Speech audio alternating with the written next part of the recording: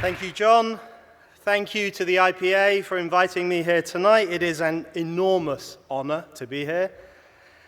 I have traveled 10,000 miles to be in Australia this evening, all the way from one of the newest countries in the world, from one of the youngest countries on Earth, from possibly the youngest country on Earth, a country that has only existed for 2.5 years. A country called Brexit Britain. And I bring you good tidings from this rebellious, disobedient young nation. I consider myself something of an emissary for Brexit Britain, for this country which foisted itself upon the world in June 2016, when 17.4 million Britons voted for a really radical proposition. That maybe, just maybe, we know better how to run our lives than technocrats in Brussels do.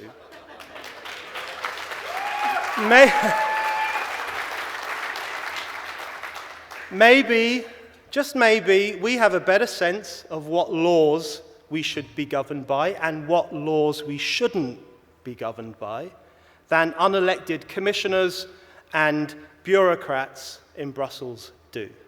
Brexit is a monumental middle finger to the interfering, nannying, hectoring, boring, meddlesome new political classes who think we are too stupid to be trusted with freedom of choice. And that is why the political elites hate Brexit so much. And we love the fact that they hate us. That's absolutely fine. We have no problem with that. Why have I started a speech in Australia by talking about Brexit Britain? Well, for two reasons. Firstly, because there is actually something pretty Australian about Brexit. Brexit is, in essence, an act of British larrikinism. As one of my favorite quotes comes from D.H. Lawrence, who famously said about Australia, "In Australia, nobody is supposed to rule, and nobody does rule."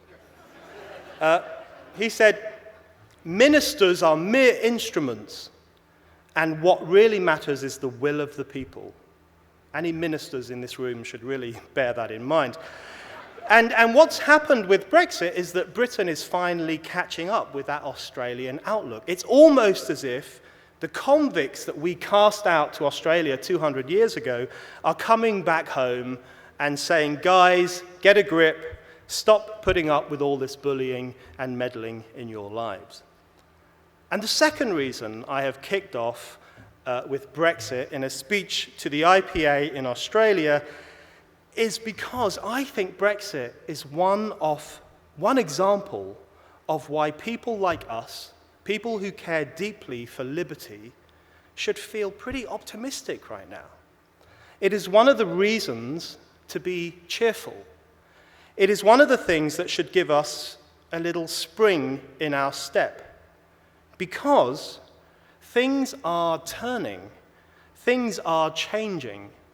Little revolts are taking place, and the human thirst for freedom is waking up again. It never sleeps for long, of course, and there is a great deal of evidence that right now it is not sleeping. I was thinking about what the world was like back when the IPA was founded in 1943. Much of the globe was caught in a pincer movement between Nazism and Stalinism, between two political creeds that were singularly and spectacularly hostile to human freedom. And yet, even then, even back in 1943, people pushed back. Even then, the desire for freedom asserted itself against all the odds. Earlier this year, I was at the Museum of the History of the Polish Jews, a wonderful museum in Warsaw, and I saw one of the most moving exhibits I've ever seen in a museum.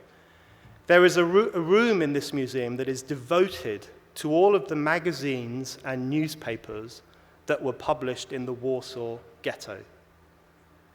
It was, of course, strictly forbidden for the Jews of the Warsaw Ghetto, under pain of death, to publish anything. And yet they did. There were daily newspapers, weekly magazines, monthly journals. They were published on printing presses that were hidden under floorboards. Children would be encouraged to make noise when the printing presses were working so that nobody would hear them. The written word flourished. As one of the inhabitants of the ghetto put it, publications sprouted like mushrooms after the rain. Every idiot member of the politically correct classes who says that freedom of speech only benefits rich white men and has no benefit to oppressed groups ought to be dragged to the Museum of the History of the Polish Jews, where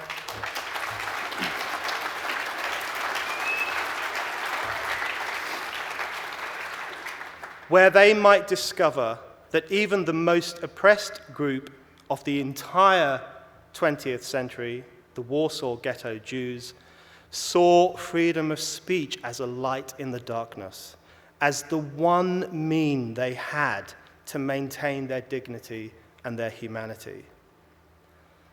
And on the other side of this pincer movement that existed back across the globe when the IPA was founded in relation to Stalinism, people pushed back too. Life in Soviet-ruled parts of the world was almost entirely unfree.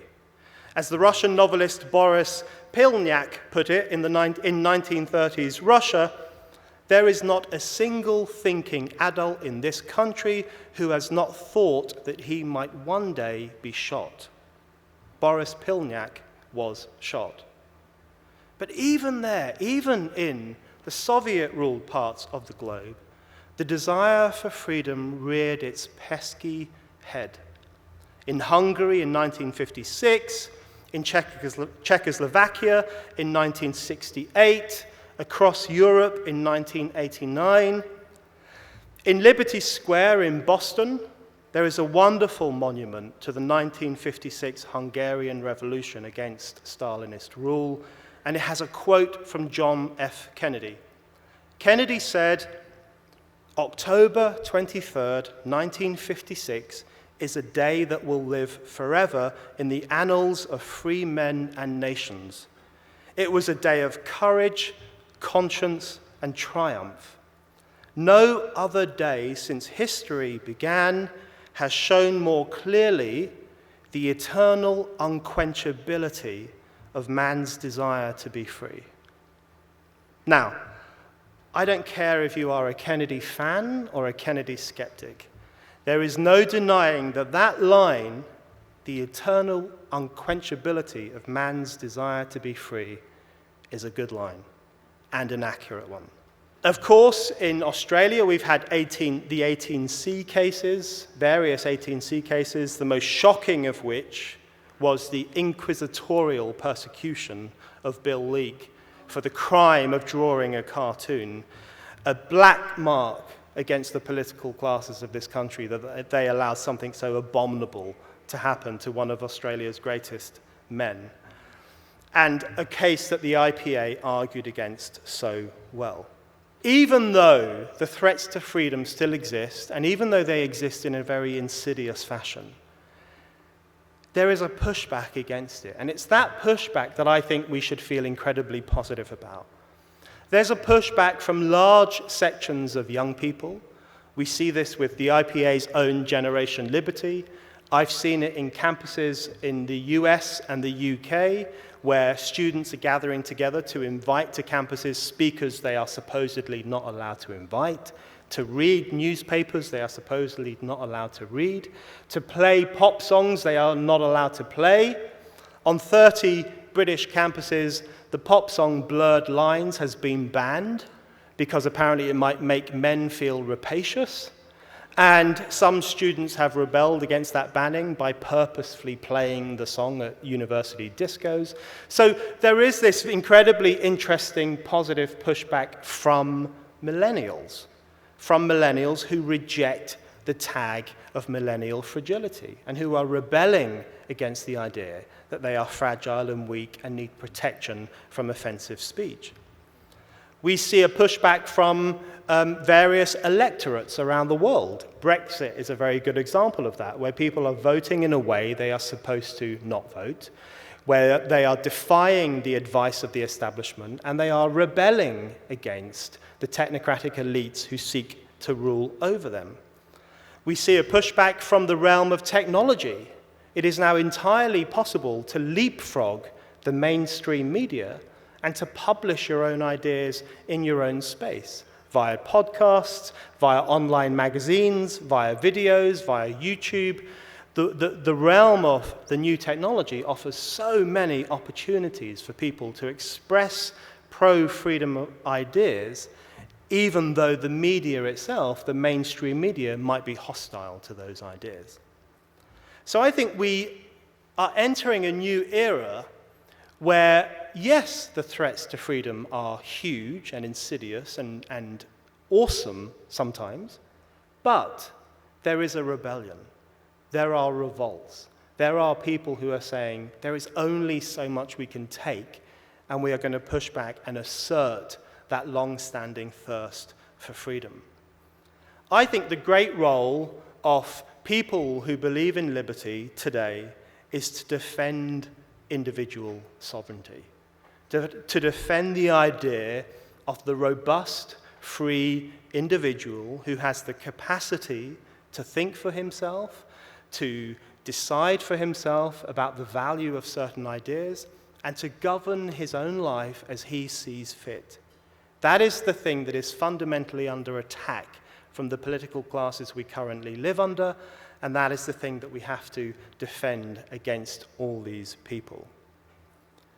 I think we have to recognize that even though it can seem difficult to stand up against the current cultural crusade against freedom, it is far from impossible, and huge numbers of opportunities present themselves for us to make the case for freedom. And that is because we have something incredibly important on our side: the eternal unquenchability of man's desire to be free. Thank you.